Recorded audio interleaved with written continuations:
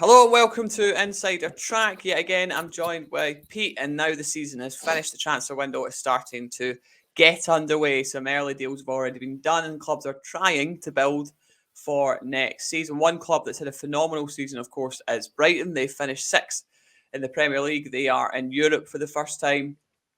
Me and Pete were saying just before this, probably one of the best run clubs in the country as well, Pete. So they're on to good things. They've also got De Zerbi there. We can talk a little bit about him as well. But let's talk about some.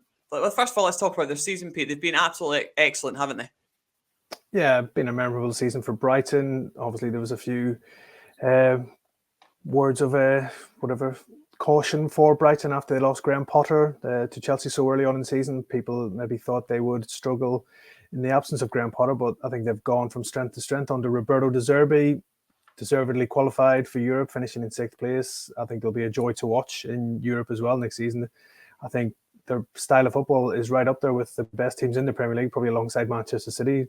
For a neutral fan to watch Brighton is really entertaining. They play football the right way, and as we've mentioned there earlier, Fraser, probably one of the best run clubs in the country, if not the best, and really a club that are going places, seem to be going in the right direction, and I just see them going from strength to strength. They've got most of the transfer business right over the last couple of seasons, selling big players for big fees and reinvesting that in some unknown quantities at the time, but have become real potential superstars as well. So yeah, hats off to Brighton. It's been a great season. It's going to be another busy summer, I'm sure, of ins and outs with a lot of clubs, bigger clubs looking to take away their biggest assets as well. So yeah, for a Brighton fan, you've got to be happy with the way life is going for them. Yeah, think about Brighton as they sell their best players, but they seem to unearth another gem from somewhere. Their recruitment and scouting is absolutely sensational. As we've seen in the past, we can talk about Caicedo, we can talk about Alexis Mac Allister as well moving forward.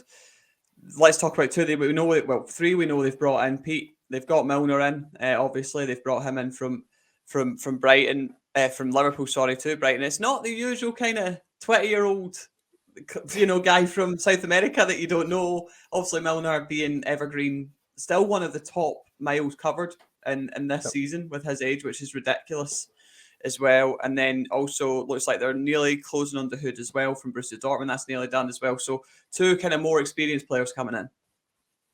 Yeah, two good signings, I think, for Brighton, both free agents as well. So not a lot of expenditure on the outlay straight away from Brighton as well. But yeah, we all know what James Milner brings to the party. Such an experienced player. He's been there, done it. He's got the T-shirt.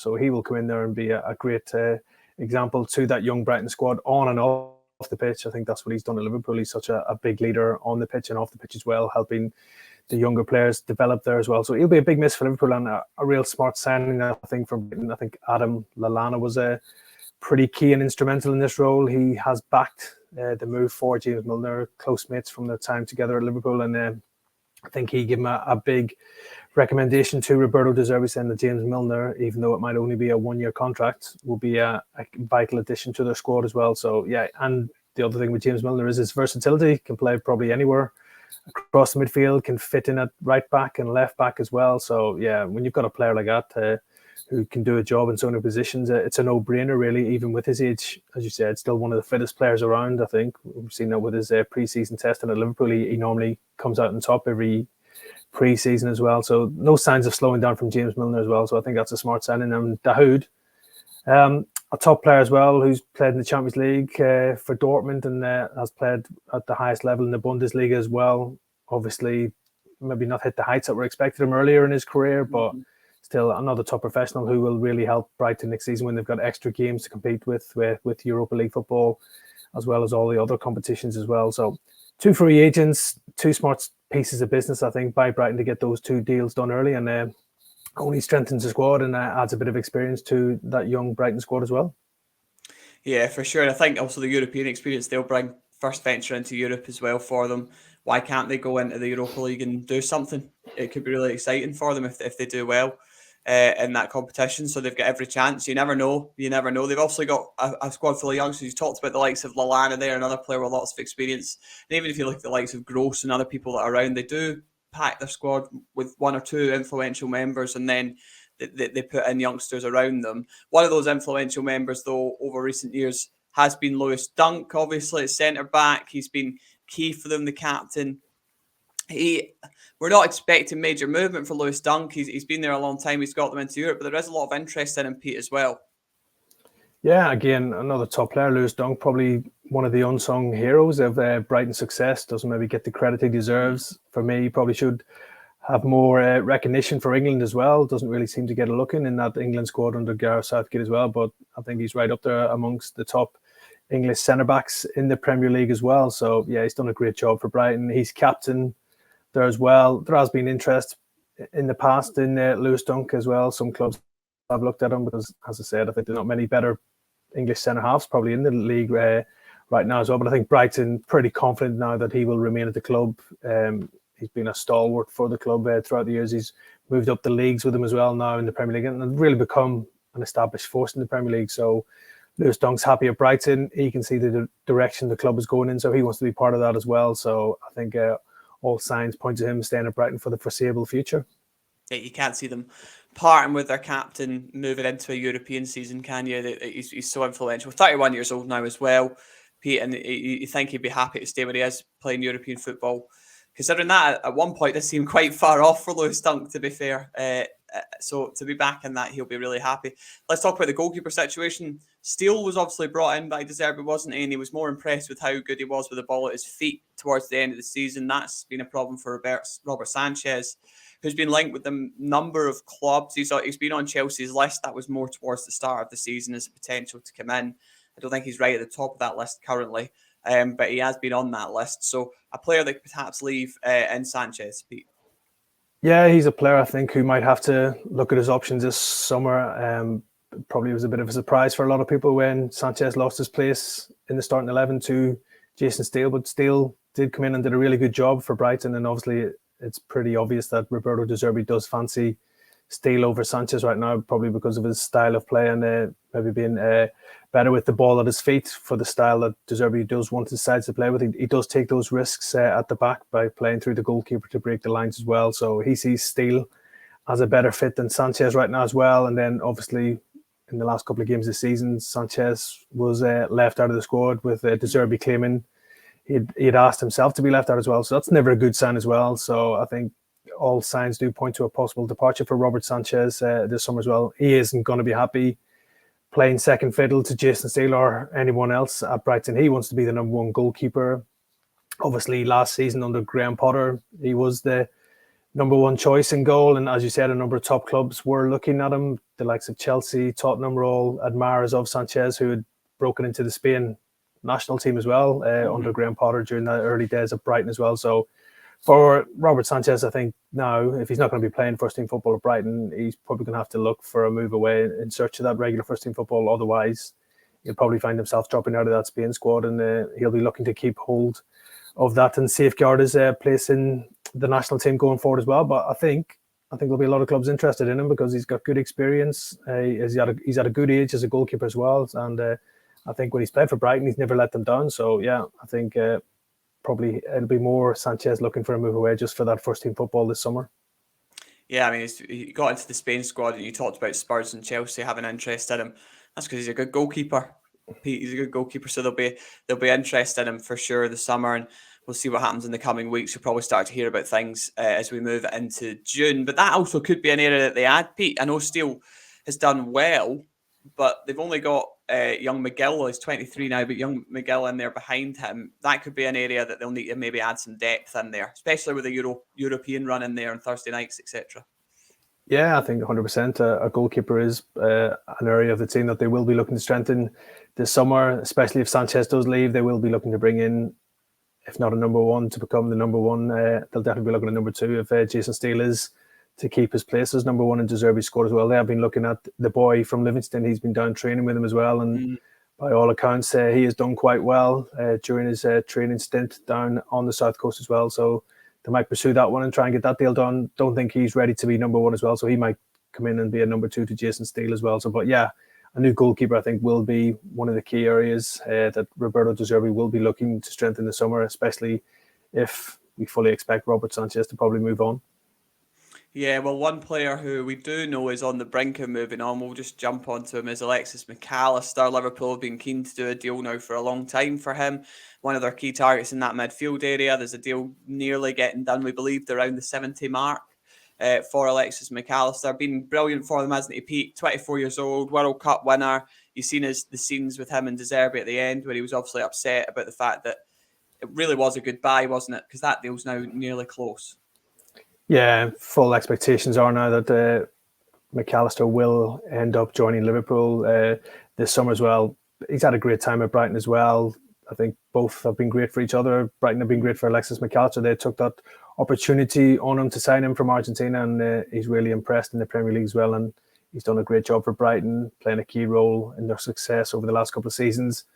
What a year it's been for Alexis Mac Allister, winning the World Cup with Argentina, and now it looks like he's going to get his wish to move to one of the big boys in the Premier League as well, with Liverpool in advanced talks to try and get this deal done and over the line. And with Jurgen Klopp, a big admirer of Mac Allister and seeing him as a key addition to his side for next season, as well as he looks to reshape his midfield as well. So yeah, this deal should go through pretty soon, I would imagine. Great business by Brighton as well, who signed him for a small fee from Argentina's juniors and now selling them for a huge fee as well. So it's the Brighton model. They unearth and find these players, bring them in, develop them and sell them on for a huge fee. So great piece of business by Brighton as well. And for Liverpool, they feel they're doing good business as well because they see Alexis Mac Allister as being a key man in what they hope is an improved season for them next season. Yeah, I mean, I think it was an €8 million odd move altogether from Argentina's juniors to Brighton, Pete, in 2019, and now they're probably going to make 60 odd million profit on him as well. Alex Mac Allister himself will probably thinking, I was playing in 2019 at Argentina's juniors and now I'm a World Cup winner and I'm potentially about to play for Jurgen Klopp. It's remarkable how quickly it can change. And one thing Brighton do very, very well, isn't it, is the contract situation, because he's on that 2025 deal, but they've got a club option for a year. So Brighton put themselves in a very good position for the negotiations. They put themselves in a place where they're actually able to demand good fees for their players. One of those, again, will be Moises Caicedo. He recently signed a long-term deal, but there was always an understanding, I think, not just from football, but from journalists, that was a protection of their asset, Pete, rather than him securing his future. That's a deal to 2027 with the year option as well. So a potential deal to 2028 you're looking at, which means it's going to be another big fee to get him out of Brighton. We do know Arsenal like him. We do know Chelsea like him. And it looks potentially like another one they can cash in on this summer, Pete.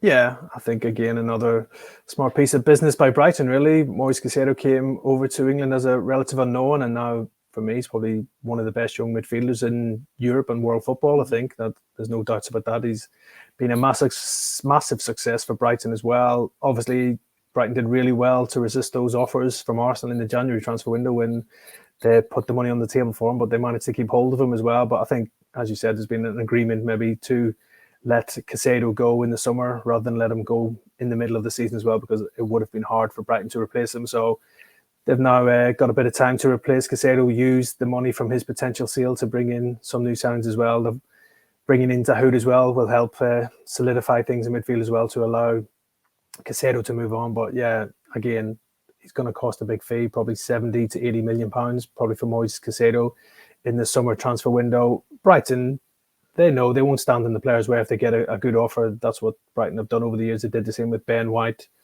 Cucurella as well. They didn't stand in the way. They did let them go, but it was on Brighton's terms. As long as the money was agreeable, they would let the player move on. So for Caicedo, a bit like Mac Allister, it's a chance to maybe potentially join one of the Premier League's big guns, and Chelsea and Arsenal both very interested in signing the Ecuador international as well. So I would expect a deal to happen this summer as well for Moises Caicedo to leave Brighton and join one of those clubs. And again, I think he'll be a good signing for whoever he does end up with. And again, Brighton will get a full return on their investment and make a huge profit. And I'm sure they'll be looking right now to try and find and unearth the next Moises Caicedo, which they've done in the past. They will do. They'll bring out this 19-year-old that you've never heard of, Pete, and he'll turn out to be world class. It's what they do. They're fantastic at it.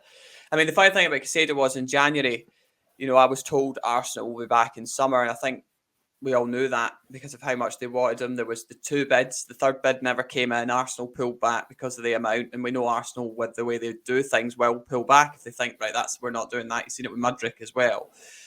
was told yesterday there's an agreed fee between Caicedo and the club of like if they hit this fee, then you can go. And I think that all plays into him signing that contract, Pete. So you will see some movement for him in the summer. Again, a £5 million cost. That's what it costs them to get him from Independiente. And they're going to make, 75 odd million pound profit, Pete, as well, potentially on that. So, I mean, another unbelievable piece of business. Let's talk about potential incoming, though. And this is someone we know Brighton like. I've reported previously, and could be a hard deal to get done, but we're expecting bids for him, and that is Rayo Hatate at Celtic. He's obviously been fantastic for Celtic since he arrived, Pete. He had a small injury in the middle of the season that probably put him out of the running for Player of the Year, although his teammate Kyogo probably would have beat him to that anyway. However, he was fantastic. He's technically brilliant. He's up and down. He's got a lot of energy. Maybe a different player to Mac Allister, but someone who could perhaps come and fill the void of creativity that might be needed. Yeah, Hatate, I think, will be right up there amongst Brighton's top targets. I think he just looks like a Brighton player when you watch him play for Celtic. Yeah. He does sort of fit the profile and the style of player that they do like. I think Roberto De Zerbi would obviously love the chance to work with him as well, and I'm sure Hatate also as well is going to be interested in making that move to the Premier League. Let's not be foolish about this. All the players, top players, maybe if they're playing in Scotland, their idea is maybe to come down to the Premier League at some point because they want to play at the highest level possible, and the Premier League offers them that opportunity as well. So, yeah, I would expect interest in Hatate this summer as well. So Celtic are going to have a real battle on their hands to keep hold of him as well. But yeah, I think if you're losing Moises Caicedo and Alexis Mac Allister, Hatate would be somebody who would potentially be a player who could replace those two in that Brighton engine room as well. He's such a clever player as well, Hatate. I think he's shown that during his time at Celtic that he could play in a number of positions, probably for Brighton as well. And I think he would soften the blow for Brighton fans if they were to lose Mac Allister and Caicedo, which looks likely as well. So I'm sure Celtic will be demanding big money for Hatate if they are to sell him. But if Brighton do come calling, it's going to be pretty hard to keep the Japanese player away from potentially looking for that move to the Premier League. Yeah, Kyogo wanted as well at Celtic. We're not talking about him today. Not heard about Brighton for him, but a player that would probably be more likely to stay at Celtic because of his age, and he loves it there. But then you've got Hatate, who's young. Pete, he's only 23, I believe. I might have got that wrong, but I believe he is only 23 as well. There could be some clauses in there, to my understanding, as well, that might allow him to facilitate a deal. And we do know that he's best friends with a certain man named Mitoma, who's playing at Brighton too, which has obviously caused a little bit of an uproar in the papers where he went down and watched a game that his friend was playing in, and everyone was like, well, that's the move happening. I think genuinely he was going to watch his mate. But Mitoma's been a sensation, isn't he, this season? Really probably was a lot of people's surprise player of the year. I don't know if that's the right way to put that, but other than Haaland player of the year, I guess. He's been superb for them. He's got, 7 league goals. He's got 6 assists, but beyond the numbers, he's just been a breath of fresh air. He's electric when he gets the ball. He's got great skill, great ability, contracted to 2025 as well. Another player that costs Brighton, you ready for this? £2.5 million, Pete, and has interest from Spain as well, I believe. We don't know the club, but we do know there's quite significant interest in him from Europe as well. Not surprised. Would take quite a lot to get him out of Brighton, you feel, though, at this time? Yeah, I think it'll be a real hard deal to price him away from Brighton right now, especially if they lose Mac Allister and Caicedo. They won't want to lose Mitoma in the same transfer window. That'll be 3 of your top stars going. So I feel it's pretty unlikely that he'll move this summer. But if he continues his progress next season as well, there's going to be a lot of big clubs looking at Kaoru Mitoma as well. As you said, one of the most exciting talents we've seen in the Premier League in recent years as well. A real joy to watch. Brilliant dribbler.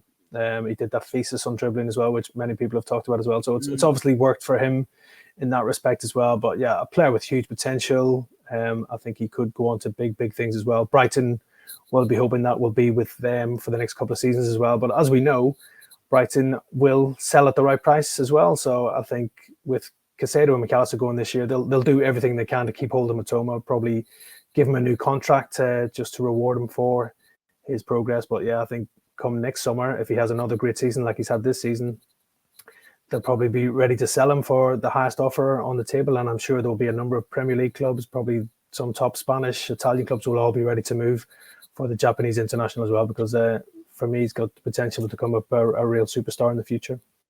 Yeah, he certainly has all the hallmarks of a top Premier League player, doesn't he? And yeah, I mean, Brighton don't usually sell straight away. They're not usually under pressure because of the deals they get, and they will sell. They are a club that want to make profit. Of course, it's how they work, and there's no. I think the fans accept that. But Mitoma has been certainly a fan favourite. Another one we'll just talk about quickly, touch on, is Nsiko, who has been absolutely sensational, hasn't he? He's been superb. Another youngster that's come through again, long contract for him, 2026. Only signed for the club last summer, obviously, Pete, officially. So not going anywhere. But just to touch on another unearthed talent that they've got there at the club. Yeah, another gem that Brighton have discovered and helped develop as well. And we just keep running out of superlatives for Brighton in their recruitment policy, really. But Enciso's another one, really come to the fore in the second half of the season as well. Talented player, scored that goal of the season against Manchester City just at the back end of the season as well. I think probably best for Enciso right now is to stay at the club for at least another season to continue his development, because he's getting regular first-team football at Brighton. If he was to move, there's no guarantee he would get that. But yeah, looks another top player. I think the coaching of De Zerbi has probably helped develop him as well. So I think for Brighton, if he continues to progress like he is progressing, they've got another superstar in their hands right now, and they'll probably be looking top money for him come next summer as well. So they just keep churning them out. It's Mac Allister and Caicedo this summer transfer window. Who's to say it's not Mitoma and Caicedo next summer that are attracting the big money bids as well? So yeah, hats off to Brighton as well. And you got to give credit to the recruitment staff and also the coaching staff as well, who are helping develop these players. So yeah, brilliant work by Brighton. And as I said, exciting times ahead for them, even if they lose Mac Allister and Caicedo, because they've still got the likes of Mitoma and Enciso, who I'm sure will be there playing next season. Yeah, the scary thing about Enciso is he's only 19. He's only 19 years old, and he scored that goal you spoke about. What a goal that was against Manchester City. That was like me every Sunday, Pete, down the park. But absolutely incredible strike, and will be a player that actually I think you could maybe see a new deal coming for him, if not summer, perhaps January time, so that Brighton again secure their assets, secure that money for when the bids have inevitably come for a talent, if he keeps at the rate that he's going at. And of course, we have to talk about one man who, Pete, you put out the story about the new deal when it happened, and he's been absolutely incredible, and that is Evan Ferguson. Why don't you talk to us about Evan Ferguson, Pete? Because he's just been another superstar that's come through, hasn't he? Yeah, a brilliant young talent as well. Really come to the fore this season as well. Scored a good number of goals for Brighton as well. He's led the line, and you've got to remember the age of him. Still only 19, and 19, he looks a real powerhouse of a man. He's just come into the Premier League and really taken the opportunity with both hands as well. For me, I think he'll get more opportunities at Brighton next season to be maybe the number one striker there as well. Obviously, he's had a few injury problems this season, which have maybe held him back slightly. But yeah, Brighton were desperate to tie him down to that new contract because they knew that he was attracting a lot of interest from other Premier League clubs already. Manchester United have watched him, yeah. Yeah, Manchester United really keen on him. I'm sure they'll continue to keep tabs on him as well. Chelsea also like him as well. Obviously, they know of Evan Ferguson, the recruitment team there, having previously worked at Brighton as well, so they know all about the youngster as well. He's now a Republic of Ireland international as well, breaking into that fold. So, brilliant season for him. But my understanding is that obviously he has signed that new contract and he is happy with life at Brighton as well, so he's in no rush to leave either right now. So yeah, I think another season or two at Brighton to continue his development, get regular first team football, and he's probably got the world at his feet. I think Evan Ferguson right now as well, if he continues his rise in prominence, I'm sure that some of the biggest clubs in Europe will be ready to sign him in the next couple of seasons as well. So yeah, for Brighton, it's all positive. Evan Ferguson's happy, but I'm sure if the player continues to progress, they'll probably have to sell him on in the future as well, because there will be some of the biggest clubs in Europe ready to sign him. Just on Levi Colwill, we do know Brighton are looking into the possibility of maybe bringing him in. They'd love to keep hold of him. My understanding on that is that Chelsea have zero intention to sell him. They want to offer him a new deal, and he's part of the plans moving forward. So if Brighton do want to try something, I imagine that would be very, very difficult. But like we've discussed the whole way through this, football's a very weird thing, and weird things happen all the time. So we'll wait and see. Thanks, Pete, again for joining me today on the Insider Track. Big season ahead for Brighton. Obviously, next year with Europe as well. Big summer ahead. We'll keep you up to date. Make sure you follow Pete, Sportsful Pete, on Twitter. You can follow me on Twitter as well. All the links are below for Football Insider too. And we'll keep you up to date, and we'll see you in the next one. Cheerio.